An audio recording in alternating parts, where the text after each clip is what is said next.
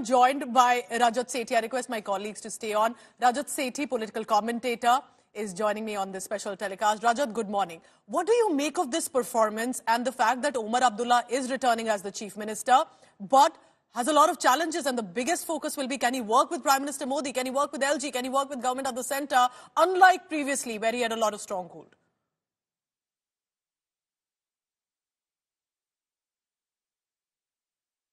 Rajat, I request you to just check your microphone because I think it's on mute. Yes, go ahead, please. Yes.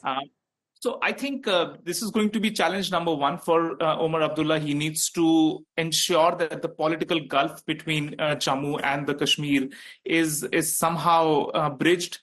He will have to reach out to even the opposition. By the way, BJP has registered the highest vote share and also historically highest number of seats. So he cannot ignore the opposition. He will have to take them along as well. And I believe that that fine balancing act that he will have to show enough maturity to handle LG on one side till the statehood is restored, and also cater to the interests of Jammu as well. He cannot be looked at only as a leader of the Kashmir Valley alone.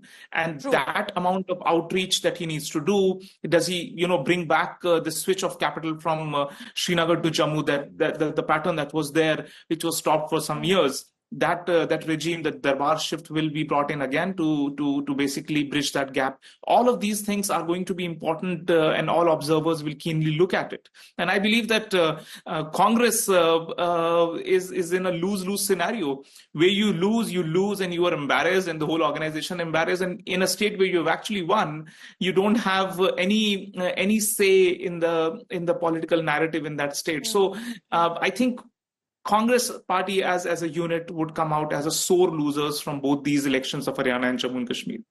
So I believe how do they recuperate, make themselves relevant in the state is going to be crucial from their existential perspective. Good point, because Congress was fairly strong in Jammu region and yet just managing about 6 seats. And importantly, Kashmir Valley is where they also got 2 senior leaders who won, but not enough for ministerial berths. I request you to please stay on. These are the visuals on our screen. Priyanka Gandhi Vadra in Srinagar.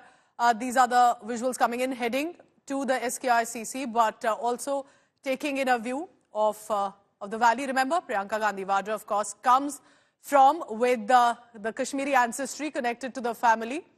Indira Gandhi had come to Kashmir barely days and weeks before the assassination. And therefore, it's interesting now, Priyanka Gandhi Vadra, outside support of the Congress party, to Omar Abdullah, but coming forth at least to show that they are together, even though no minister coming in for the Congress party.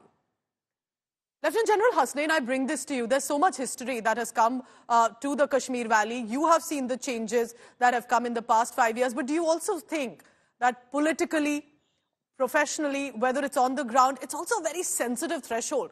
We've got that opportunity, we've got that window. What happens here on depends on our leaders now.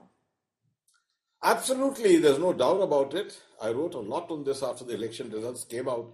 And my only advice to everyone would be that the fact that successful, peaceful elections, transparent elections have been conducted should by itself be considered a winner for the nation as such. It's a national thing which has happened here. And the second important thing is we cannot afford to be seen to be losing the narrative which has been established here very successfully.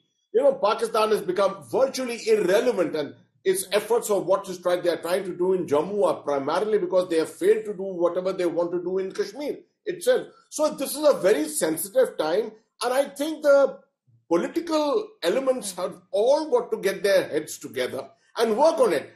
The early signs of it seem to be very positive. The manner in which the National Conference has given out his initial utterances, the manner in which Mr. Ram Madhav has been speaking after the elections, I would say the BJP is actually a winner in many ways. The fact that it is under its watch that such peaceful, stable, successful elections have been conducted in Kashmir. The last bit which is very important for me is this Jammu and Srinagar.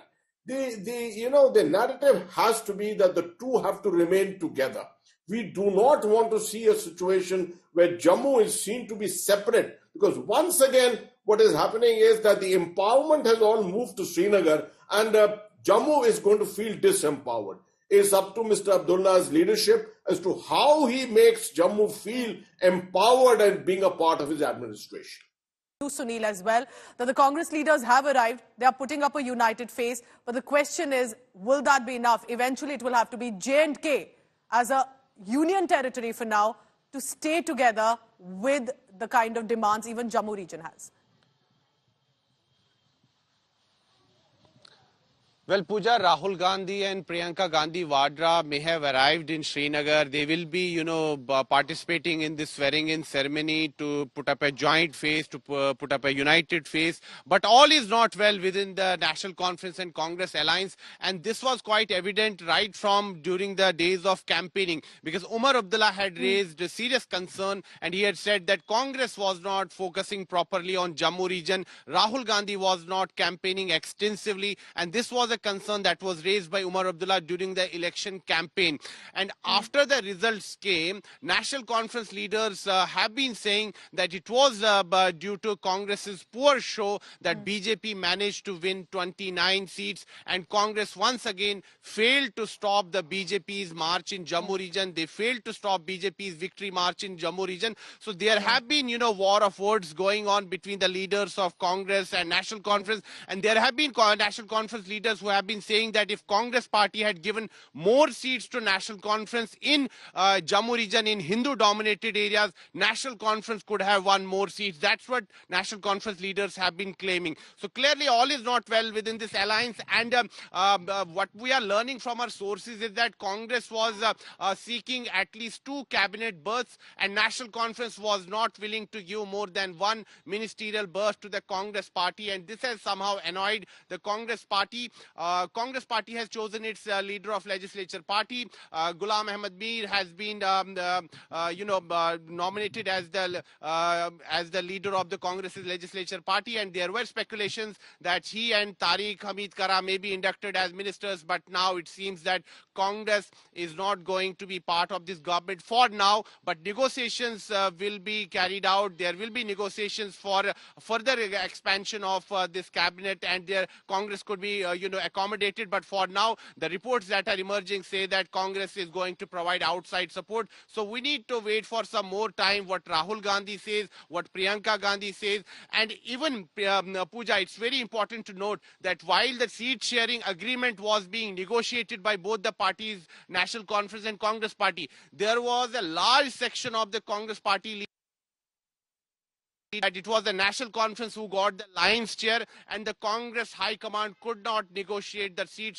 sharing agreement properly with the National Conference, and Congress was given only 32 seats to contest. So there is, some sort of disappointment among the Congress leaders, and National Conference, emboldened by its performance in the Kashmir Valley. It has been saying that Congress has not focused properly during this campaign. Congress Eventually, party it will has be not about properly what they campaigned in do Jammu on the region. ground.